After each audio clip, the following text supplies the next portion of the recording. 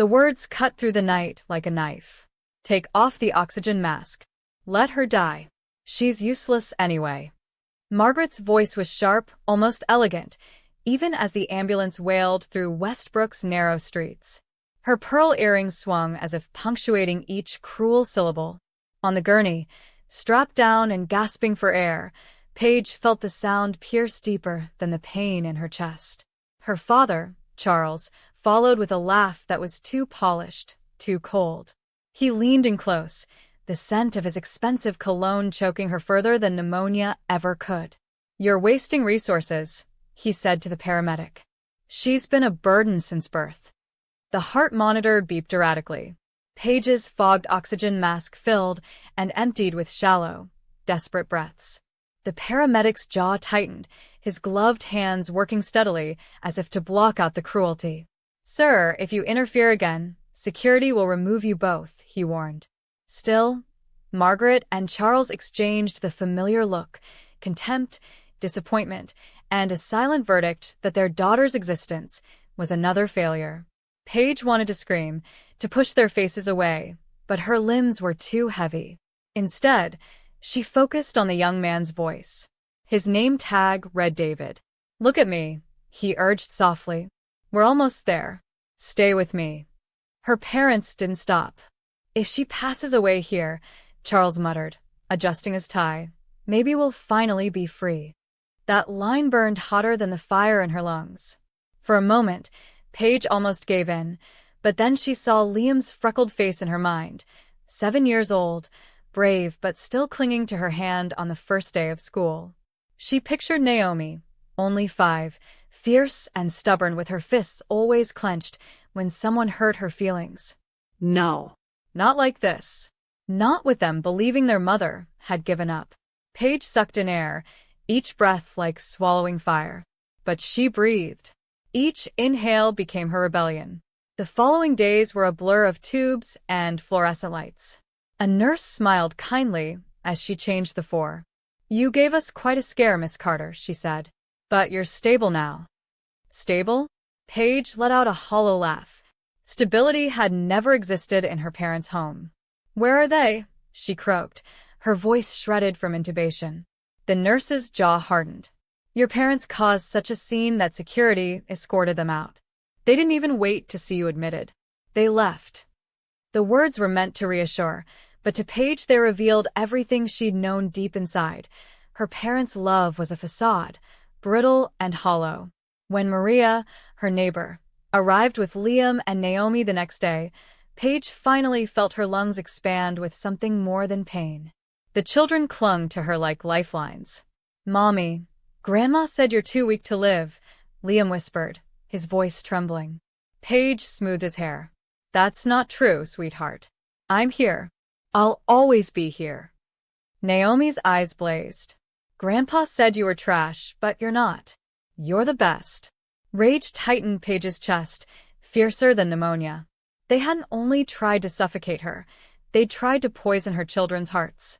That night, lying awake in the hospital bed, she made a silent vow. She would no longer survive them. She would expose them.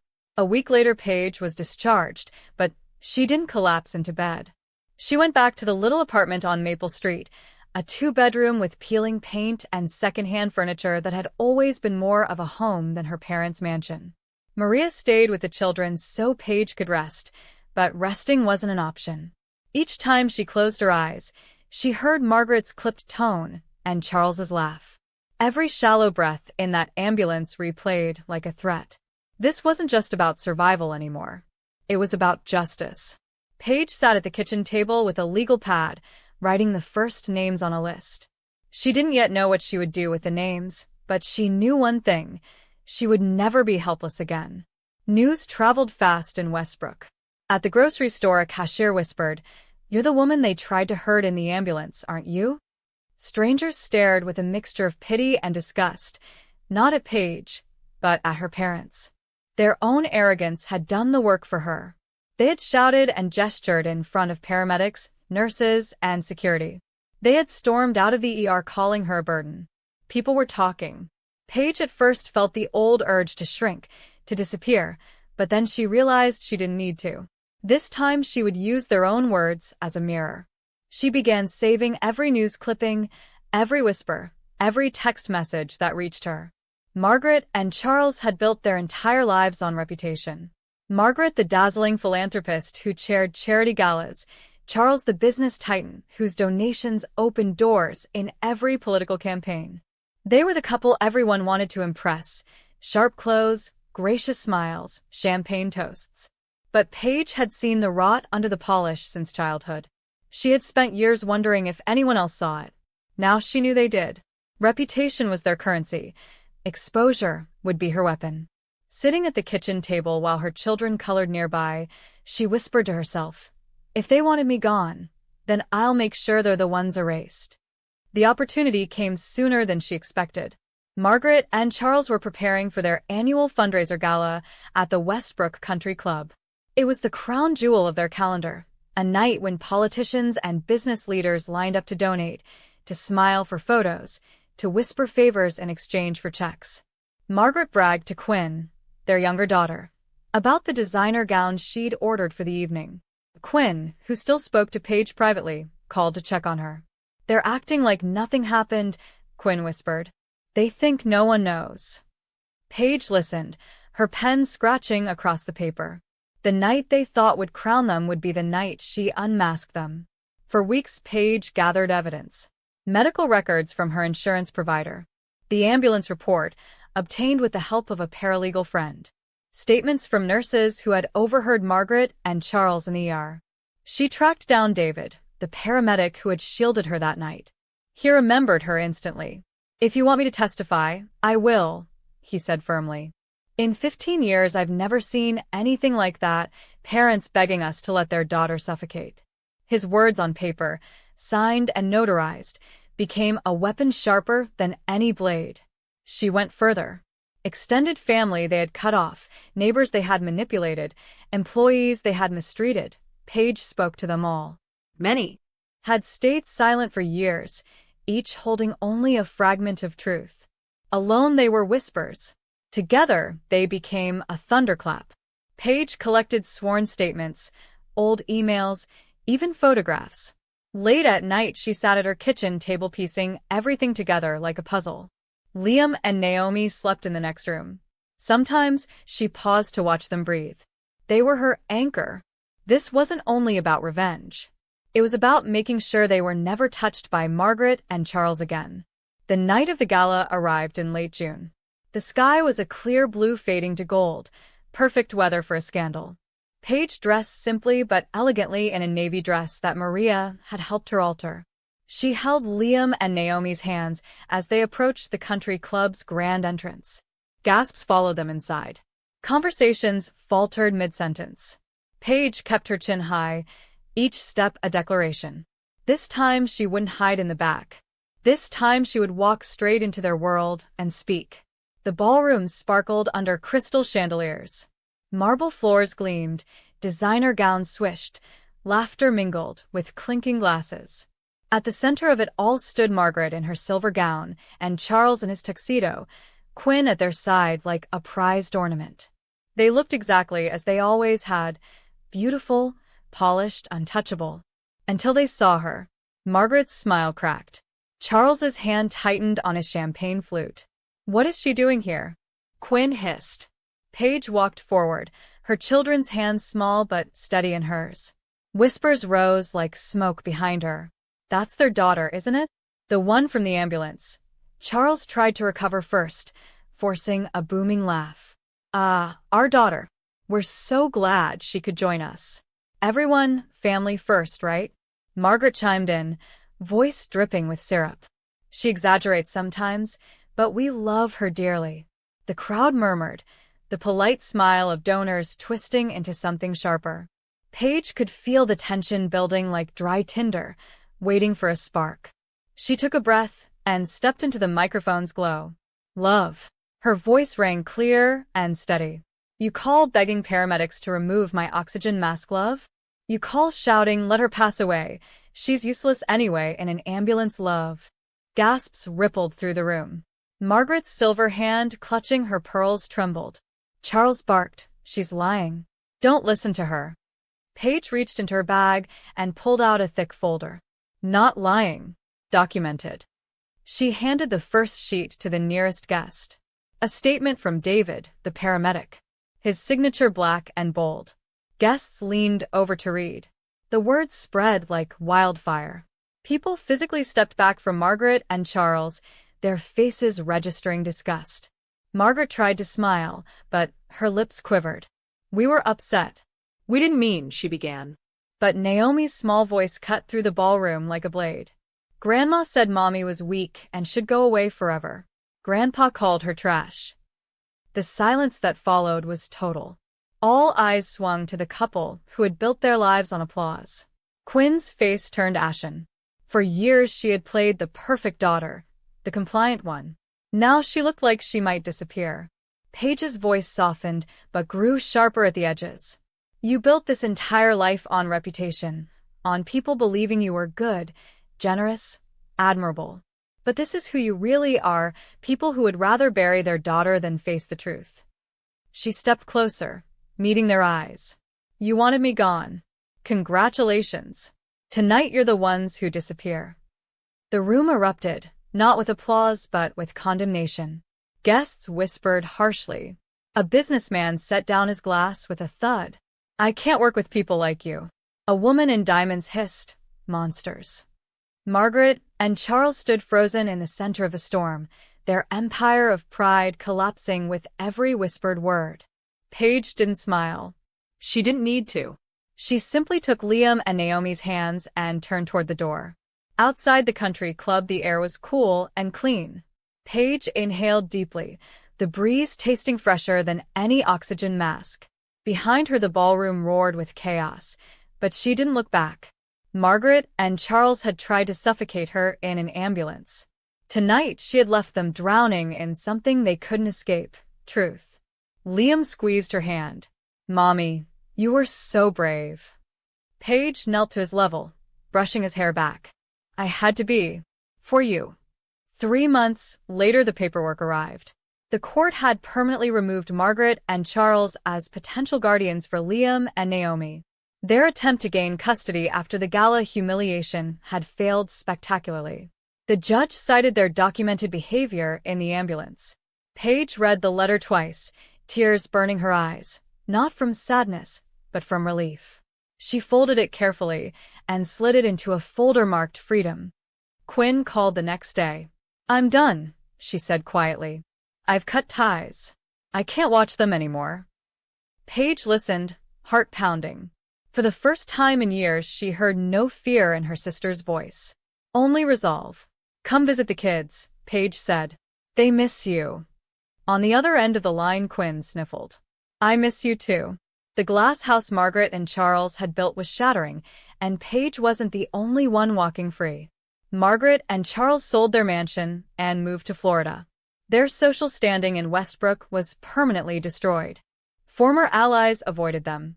Donors rescinded checks. Invitations stopped arriving. Margaret stopped wearing pearls in public. Charles stopped shaking hands at luncheons. They were still together, but smaller now, like shadows of themselves. Paige didn't watch their downfall with glee. She simply closed the chapter and moved on. Life in the Maple Street apartment felt different now. Sunlight through the kitchen window seemed brighter. Liam laughed louder. Naomi slept without nightmares. Paige still worked at the bookstore, still came home tired, but there was a new steadiness under her feet. Maria teased her gently. You look taller these days. Paige laughed. Maybe I finally stood up straight. Sometimes at night Paige would sit at the table with a mug of tea, looking at the thick folder of evidence. She had never sent it to the press. She didn't need to. The truth had already done its work. She thought about David, about the nurse who had patted her shoulder, about Maria's prayers. Kindness from strangers had saved her when her parents had not. That was the lesson she wanted Liam and Naomi to see, not revenge but resilience. One evening Naomi climbed into her lap. Mommy, are we safe now? Paige kissed her forehead. Yes, baby. We're safe. Liam leaned against her arm. You're not weak, he whispered. Paige smiled, her chest warm. No, she said softly. We're not weak. We're free. Outside the window, the town of Westbrook moved on. Inside the small apartment, a family healed, slowly but surely. Paige breathed deeply, a steady breath at last, no longer a rebellion but a rhythm. Weeks after the gala, Paige began walking through Westbrook without lowering her eyes. At the farmer's market, people nodded with respect. At the bookstore, customers whispered, "That's her, the one who stood up to the Carters." Instead of shrinking, she lifted her chin. Liam noticed. "Mommy, why does everyone look at you like that?" Paige squeezed his hand. "Because we told the truth, and people remember truth." Naomi beamed, proud. For the first time in years, Paige realized her story no longer belonged to whispers. It belonged to her. Quinn finally visited. She stood nervously at the apartment door, clutching a paper bag of pastries. Liam ran to hug her legs. Naomi crossed her arms at first, then melted into her aunt's embrace. Over coffee, Quinn whispered, "I'm sorry I didn't protect you sooner."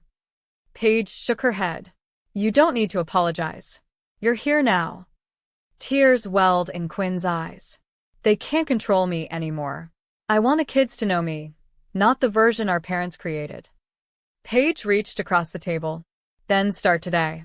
Rebuilding wasn't simple. Margaret and Charles called occasionally, leaving cold messages on Paige's voicemail.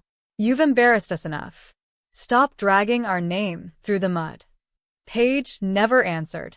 One afternoon, Naomi overheard the message and asked, "Why don't you talk to them?" Paige knelt down. "Because sometimes the safest choice is distance. Family doesn't mean you accept harm." Naomi nodded slowly, processing the words. For Paige, it was the lesson she wished someone had taught her decades earlier. At the bookstore, life found a new rhythm. Paige returned to arranging shelves, recommending novels, and enjoying quiet conversations with customers. Maria often dropped by with warm meals. "You've lost so much weight," she scolded playfully. Paige laughed. "Maybe because I finally put down the weight I carried all my life." Maria smiled knowingly. Westbrook buzzed with gossip about the Carters' downfall, but Paige no longer chased updates. She didn't need their ruin to validate her strength. Her victory was living fully. One evening, Liam came home with a drawing from school. He had sketched a superhero with brown hair and a blue dress. Across the top he had written, "My mom." Paige laughed and hugged him tight. "Why am I wearing a cape?" she teased. Liam's eyes were serious. "Because you saved us." Naomi added, "You fought like a warrior, Mommy." Paige pressed them both against her heart. "No," she whispered. "We fought together." Their small giggles filled the apartment like music. As summer turned into autumn, Paige began speaking at local gatherings, church groups, community centers, even the library. She never mentioned Margaret and Charles by name, but she spoke about resilience, about breaking cycles of cruelty, about building safe homes for children. People listened. After one meeting, a young woman whispered, "My parents treat me the same way. Hearing you gives me hope." Paige hugged her tightly. She understood then that her story was no longer just hers. It had become a lantern for others stumbling through the same darkness. Margaret and Charles faded further into obscurity. Rumors trickled back they were selling jewelry, downsizing again, living quietly in Florida. Once they had been the hosts of glittering galas, now they were just another retired couple no one cared to visit. Paige didn't celebrate their fall. She simply accepted it as balance. At night, when she tucked Liam and Naomi into bed, she whispered prayers of gratitude. She prayed not for revenge, but for peace. Peace that had finally found its way into their lives. One crisp evening, Quinn joined Paige and the children for dinner. Over spaghetti, Liam asked, "Aunt Quinn, were Grandma and Grandpa always mean?" Silence fell. Quinn swallowed hard, then answered, "Yes. But I didn't know how to fight back. Your mom did. She's stronger than all of us." Paige shook her head, smiling. "Strength isn't about fighting. It's about protecting what matters." Naomi lifted her fork like a sword. "Then we'll protect each other forever." Laughter broke the heaviness, spilling warmth into the tiny kitchen. The folder of evidence remained in Paige's drawer, untouched but never forgotten. It was a reminder of the night she chose to breathe when others wished her silent. It reminded her that truth, once spoken, can't be buried again. Sometimes she would open it, run her fingers over David's statement, and remember the paramedic's steady voice. Focus on me. Stay with me. She had stayed. And now, because of that, her children had a future that wasn't poisoned by lies. On the anniversary of the gala, Paige walked with Liam and Naomi to the park. The sun dipped low, painting the sky in orange and violet. Naomi skipped ahead, Liam chasing after her. Paige sat on a bench, her lungs filling easily with the cool evening air. For the first time in decades, breathing felt simple. Not a rebellion. Not survival. Just life. She smiled as her children laughed in the distance. Margaret and Charles had tried to suffocate her. Instead, she had taught her children how to breathe free. And that was the greatest justice of all.